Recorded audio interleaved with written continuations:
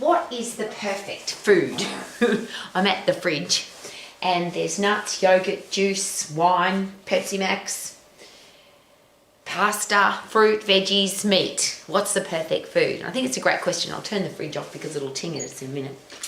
There's a lot of talk about protein being the most important macronutrient, because if you don't have protein, your muscles will waste away.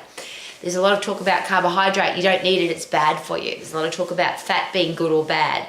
And I've been through the whole process where you shouldn't eat fat because it's bad for you, and now you should eat fat because it's good for you. Some people put butter in their coffee. So how do you know what's a great food? Here's a great place to start. A very long time ago, and I've got many nutrition qualifications, but one of the very first courses I did in nutrition, the suggestion was that nuts were the perfect food. So if you're looking for the perfect thing to eat, they're a third protein, a third fat, and a third carbohydrate, and they're full of fiber, full of macro and micronutrients, so you could live on nuts.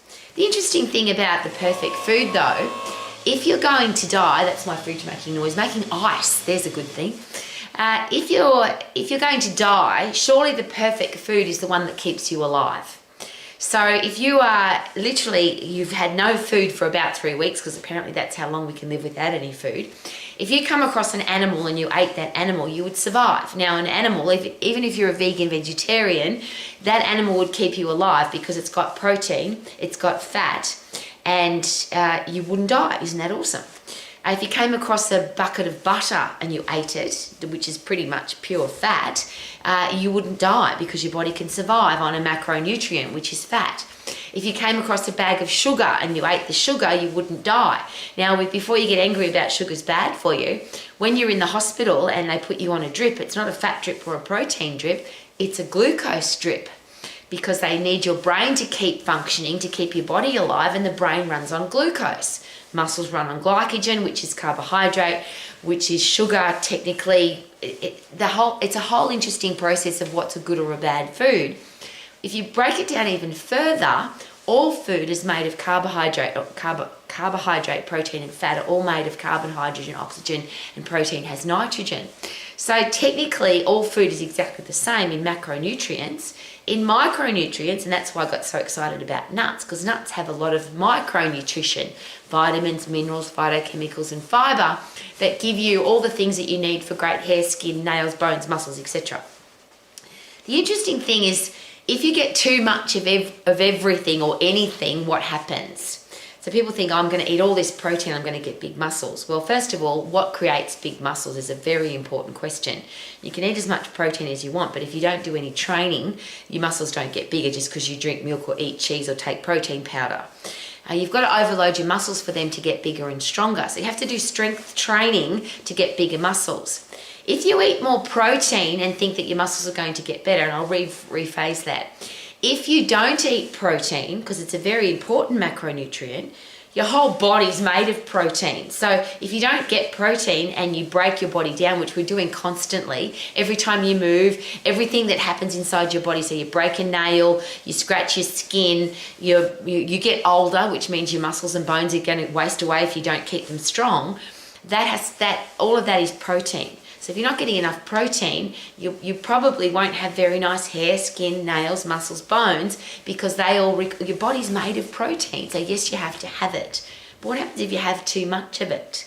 Well, your body can only use what it can use. So you can put as much as you want in there, but if you don't use what you put in there, it's either going to get peed out or it's going to turn into fat, because eventually, or very effectively, everything we put into our body, if we don't use it, will end up in your fat cell. And of course that's exciting, because a fat cell is the thing that keeps you alive when you've got nothing to eat, when you've got no energy.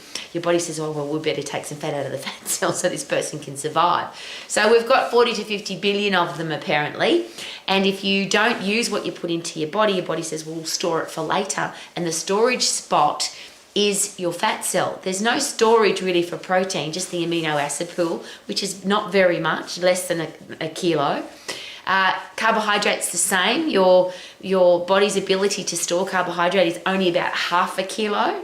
So if you've got enough carbohydrate and you've got enough protein, your body says, well, where are we going to store it? Let's convert it into the thing that we can store inside the fat cell.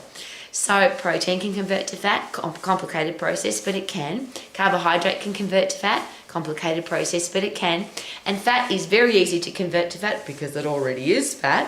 So is there such a thing as a perfect food? No, because everything will keep you alive. Is there such a thing as a bad food?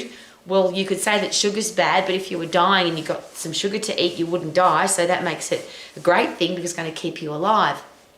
So why the complication about food? And I ask this question every day because I would never tell anybody what to eat. What you like and what you don't like is a personal choice. Your lifestyle is going to determine what your body needs, and some people need a lot more of some things than others. And I'll use a classic example. Elite athletes that do, they're burning calories at a very rapid rate and they're exercising for many, many hours at a time.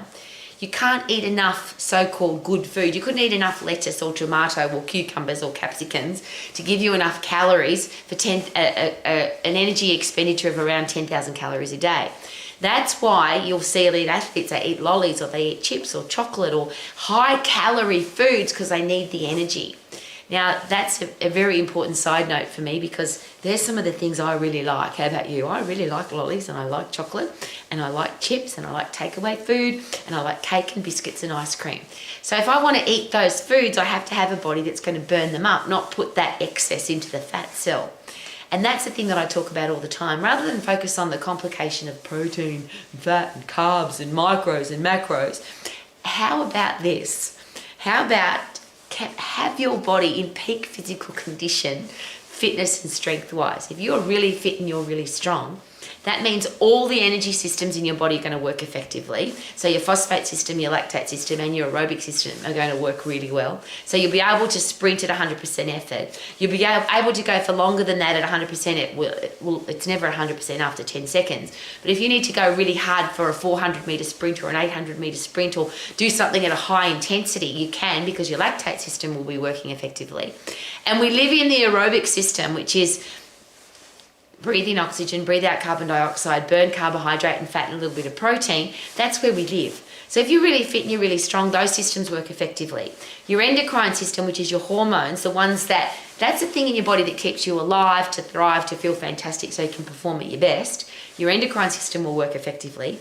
Your brain, central nervous system will be working effectively. Your muscles and bones, your digestive system, your immune system, all of that will be working really well, which means you'll make great decisions about your food because your brain will be much more, well, and this sounds really odd, but the fitter and stronger you are, the smarter and wiser you become because your brain gets neurogenesis, grows new brain cells, neuroplasticity, which is thinking differently. So the fitter and stronger you are, the better your brain works. So you will make better decisions about your food. When your endocrine system's working effectively, you start eating when you're hungry, you stop eating when you're full, and you don't eat the things that you don't need because your body says, I don't need that right now, I need this. And that's how your body's designed, to keep you alive, to thrive, so that you can live your life to the max. So what's the perfect food? What do you love to eat? Don't eat the things that you don't like. Be fit and strong so you eat when you're hungry and you stop eating when you're full, so that when you come into the kitchen and you open up your fridge and you say, what do I feel like? Now, I feel today I always have nuts in my cupboard and in my fridge because to me, I remember that from my first nutrition qualification, the perfect food, a third protein, a third fat and a third carbohydrate. But I love all the things in my fridge because otherwise I wouldn't have them in my fridge. Why would you put stuff in there that you're not going to eat? Enjoy your food, enjoy your life, live your life to the max and be a healthy, fit, strong person. Could that be a really good idea? Live your life to the max, yeah. Woo-hoo-hoo.